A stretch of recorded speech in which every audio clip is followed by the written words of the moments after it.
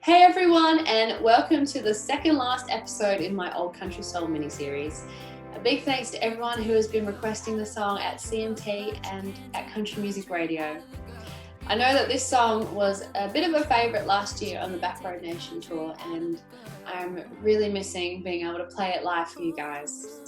But just a couple of weeks ago, I played it live from my lounge room as part of the Kicks live show. So if you guys missed that, it is on my social pages, so check it out, and hopefully it won't be too long till we can play it for you guys again in person. Now, today's guest actually launched her latest album, Fallow, as part of a bushfire recovery fundraiser for her hometown, which was caught right in the middle of what's now known as a mega fire in this year's bushfire tragedy. Fanny is an Aussie through and through and has a beautiful soul, so I'm so glad that she can join me today for a little chat.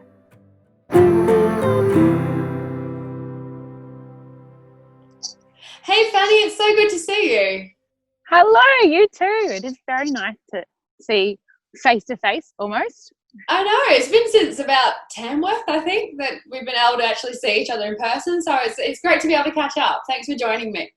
You're welcome. Thanks for having me. Well, as you know, we can't actually catch up in person at festivals or be doing shows at the moment, but the show must go on, as they say, and everyone's trying to release new music. You've released a new album during this whole lockdown as well, and I've just put out a new single called Old Country Soul, and I wanted to have a chat with a few of my favourite artists and see what Old Country Soul actually means to you. Well, congratulations on the single. And yes, it has been quite the year to put out music. Old Country Soul, look, it resonates pretty deeply with me on so many levels because I grew up surrounded by them pretty much. My family are from the land and farmers on both sides for generations going back. And I feel like I was raised by those kind of country soul, by country, like people with country soul, with soul of the earth kind of people. And I think it's a term that really just kind of rings true about Australians, and their commitment to each other and about honesty as well. Yeah, I think if you just break down what someone's soul is, it's what makes them who they are and their values, and those things are pretty influenced by parents in particular. So is there a story from when you were younger of something that your parents might have said or taught you that really made an impact on the person that you are today? Definitely. Most definitely. When I was little, we used to go up mustering in the bush and mustering cattle, and there was something about always knowing which direction things were. So for my dad, he would always ask me which way the hut was, and it was just something that kind of got ingrained in me. It was like kind of this sense of direction and knowing where you are in the land, and ending country and in reference to everything else. And I think that having that that ability to pay attention to the country around me has really made a difference, and just be observant. So I think that really made a big difference. And then when I went away to boarding school when I was a bit older, and he used to call me on the phone, and when he'd hang up he'd say, "Don't forget the bush." That's what he'd say just as he's hanging up, which I think is really cute. And it worked. It's really cute. So what made you want to become a country music artist and everything that a country music artist stands for? I feel like I never made a decision to become a country artist. I feel like it all happened accidentally, and here I am. And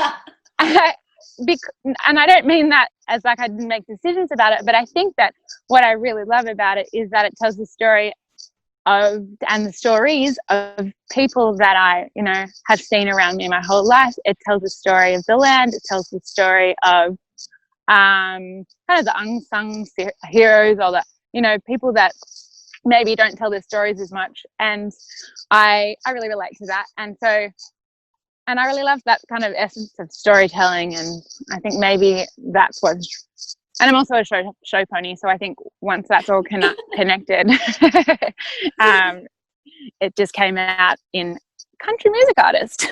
Yeah. So is there any particular artists that you grew up and idolized, and ones that really influenced your country soul as well as your music? In terms of country music, like country, do you mean country singers that have influenced me? Yeah. Oh, absolutely. Growing up, my parents listened to, or dad especially, listened to, he had Slim Dusty playing. We had John Williamson playing, especially those family albums. We had Colin Buchanan's albums, actually, and a lot of those ones when I was younger. But I think when I was, a teen or a tween, like Sarah Storer and Casey Chambers had a huge impact on me and our whole entire generation. And the Dixie Chicks, I think, too. They were huge for me. Just, they sang the songs of, the world that I knew, and I really related to that. Yeah, well, that world is changing right now. We're in some uncharted waters here, and as we can't get out to see people in person with live shows, is there a way that you think as artists that we can still reach out and share our country soul and our kindness with those who really need it right now?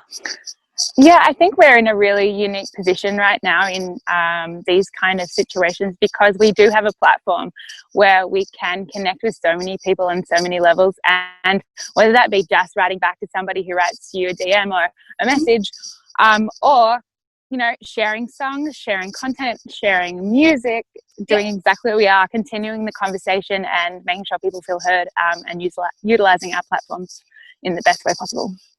Yeah, definitely. And thinking back to those times when we were on the road, and I know you have your Country Halls tour and you go to all these small little towns across Australia.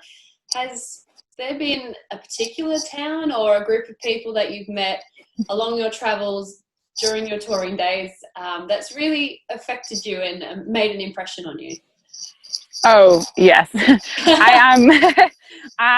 Look, we're going to be here all day if I go into Country Halls tour tales, but I think there was this whole really early on in this community. I won't shout them out, but they're in the Riverina, and it was really early on the Country Halls tour, maybe like the third ever tour.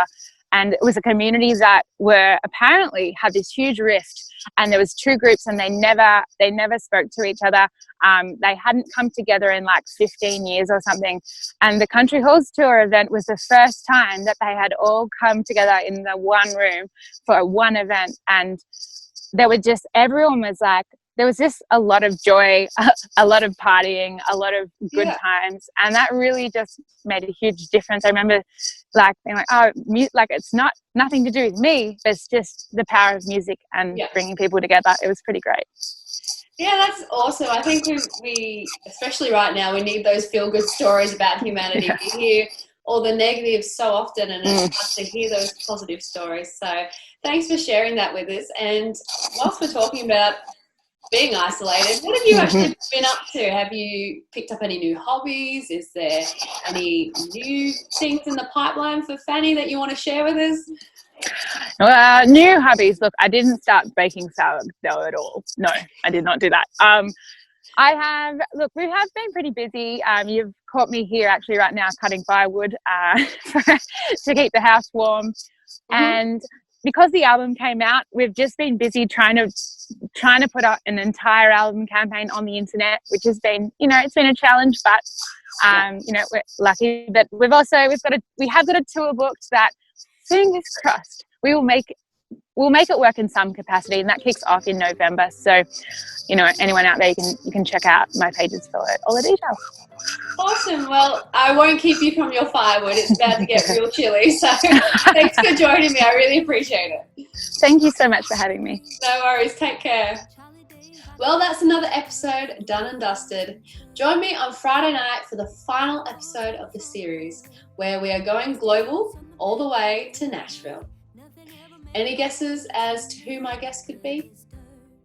It's going to be fun. It's the very last one. So put it in your diaries. Friday, 7 p.m. I will see you then. 'Cause I know I got that old country soul, that boondock swag in a stroll.